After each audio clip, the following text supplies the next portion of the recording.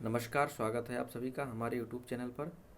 हम लोग संस्कृत के लैंग्वेज की क्लास में छंदों का अध्ययन कर रहे थे, छंदों के बारे में सीख रहे थे। उसी के क्रम में आगे कुछ छंदों के बारे में हम जानेंगे। इसमें हम द्रुत विलंबित और मंदाक्रांता छंद का अध्ययन करने वाले हैं। तो अगर आपने अभी तक जो हमने छंदों के अध्ययन कराए हैं उनके वीडियोज़ को नहीं देखे हैं तो प्लीज़ उनको देख लीजिए, ताकि आपको मात्राओं का ज्ञान हो जाए और जो उनमें गण लगते हैं, जैसे यगड़ हो गया, मगड़ हो गया, नगड़ हो गया, रगड़, सगड़, भगड़, तो इन सभी बातों को आप जान पाएंगे।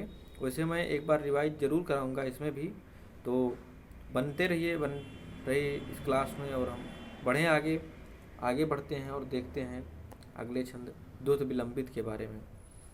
द्रुत विलंबित छंद में सबसे पहली बात तो ये है कि इसमें मात्रा कितनी होती हैं, तो हम जानेंगे कि कितनी मात्राएं होती हैं, क्योंकि मात्रा पर बनता है प्रश्न कि किस वर्ण में कितने, छंद में कितनी मात्राएं होती हैं।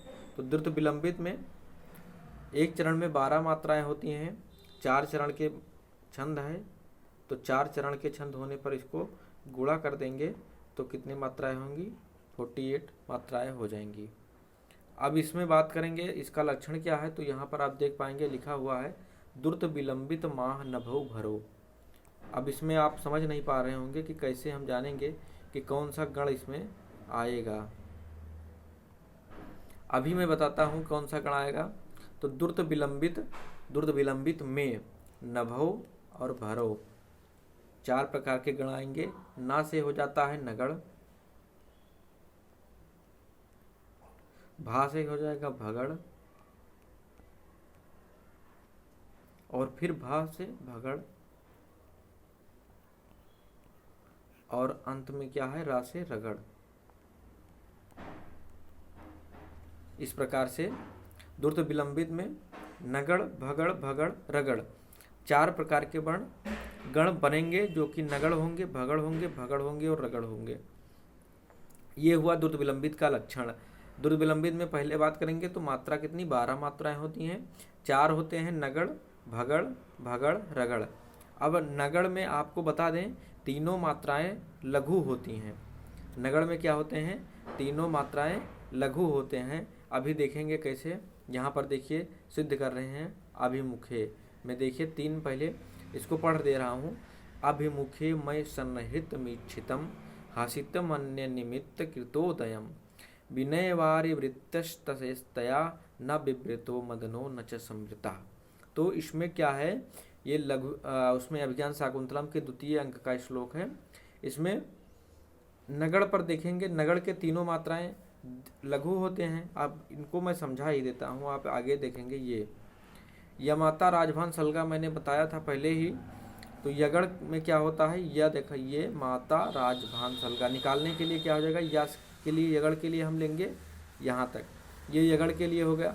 तो या लघु, माँ दीर्घ और ता दीर्घ, तो यगड़ में क्या हो जाएगा, पहला लघु 2 दीर्घ। ऐसे ही देखिए नगड़ में मैंने बताया था अभी कि तीनों मात्राएं लघु हैं, तो देखिए लघु हो गया।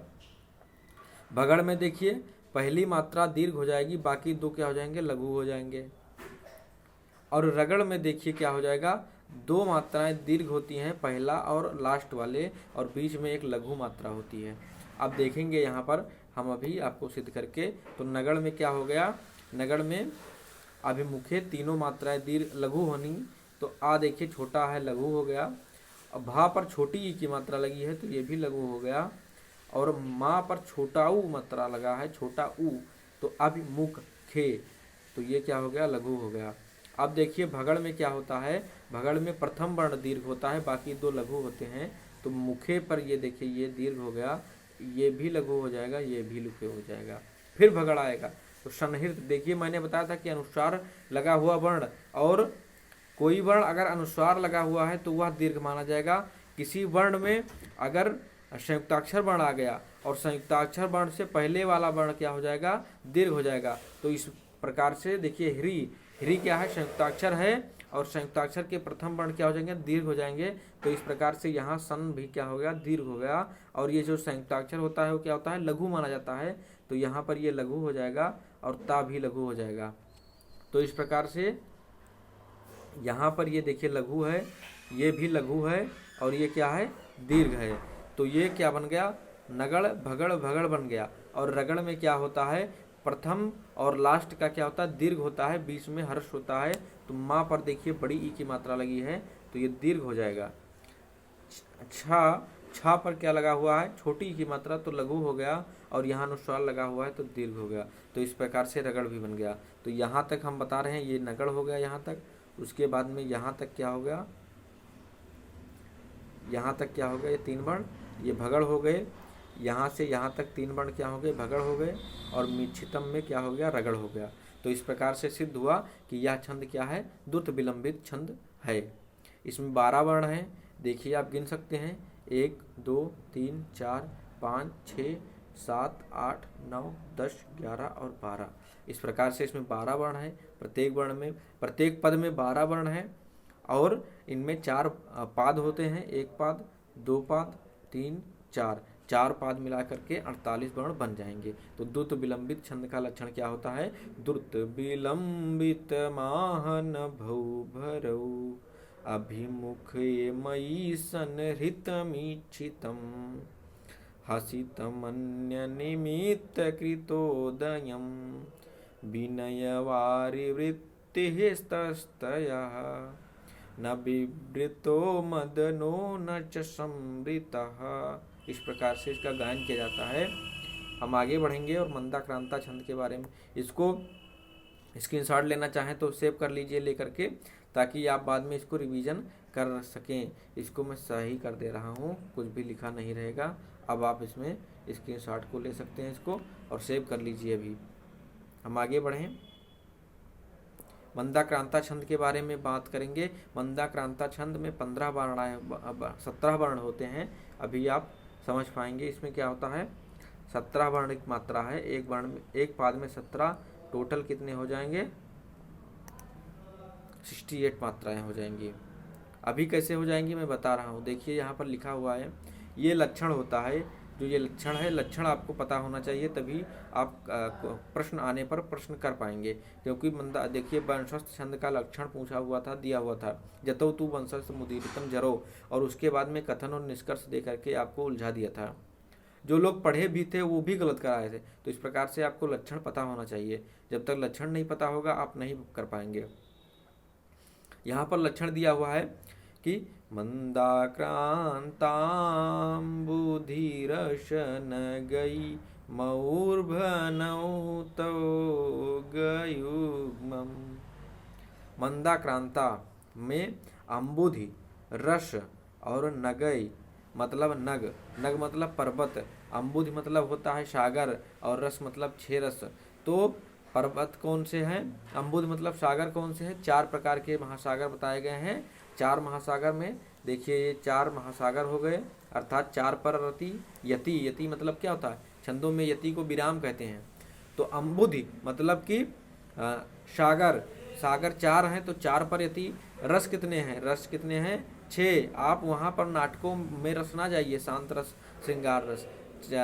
जो दर्शन में रस बताए गए हैं, जो मीठा, कसैला, तिक्त, कड़वा, ये सारे मिला करके 6 रस बताए गए हैं। तो 6 पर यति होगा।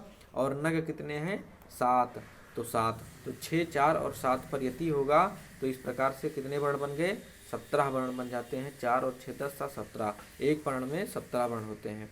अब आगे बात करेंगे तो इसमें देखिए क्या है, मऊर्भनौ तौ गयुग्मम् मतलब माँ से मगड़, एक मगड़ आ गया, भा से भगड़, एक भगड़ आ गया, नौ मतलब नगड़, एक नगड़ आ गया, तौ देखिए 2 चुरकी मतलब कि डबल मात्रा, तौ रामौ तो 2 राम, बालकौ मतलब 2 बालक, तो उसी प्रकार से तौ मतलब 2 तगड़, और गा से युग्मम मतलब युग्म क्या होता है, 2 का होता है।